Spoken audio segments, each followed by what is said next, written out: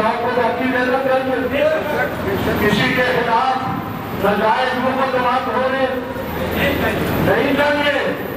وہ لوگ ان سے پکڑے نہیں جاتے. وہ ملک کی سرحدوں پہ کھیتوں کے ذریعے سے نکل کر باہر کی دنیا میں چلے جاتے ہیں. یاسین قادری ملک سے نکل گیا, آصف رضا ملک سے نکل گیا, رجب بٹ ملک سے نکل گیا. یہ تو اللہ کا شکر ہے. اس سے پتہ چل رہا ہے گستاخ اذان رسول پاکستان میں نہیں رہ سکتا. اس لیے ملک چھوڑے تو اس ملک میں رہنے کے لیے صحابہ سے محبت کرنا ضروری ہوگا, نبی سے محبت کرنا ضروری ہوگا.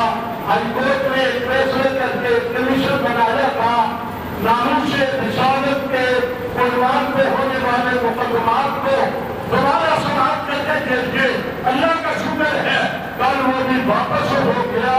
میں نے اس کے اوپر پرس کر کے کہا تھا اگر 295 کے عنوان کو کسی نے بدلنے کی یا چھوڑنے کی کوشش کی, ملک کی تمام دینی مذہبی جماعتوں کو ملا کر کے ہم ملک میں ایسا احتجاج کریں گے کہ دنیا سے احتجاج کو گراہ رکھیں گے.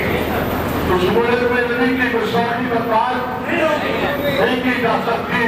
اس لیے میں نے یہ چند باتیں آپ حضرات کے سامنے عرض کر دی. آپ سے کہنا چاہتا ہوں عامر خالد صاحب, قاضی رفیق صاحب, ہمارے قاضی صاحب کے سارے ساتھی جتنے آرام کرتے ہوئے ہیں, جہاں آپ کے ساتھ کوئی زیادتی ہوتی ہے آپ مجھے بتلائیں. انشاءاللہ میں اپنے کارکنوں سے کوئی زیادتی نہیں پڑھنے دوں گا.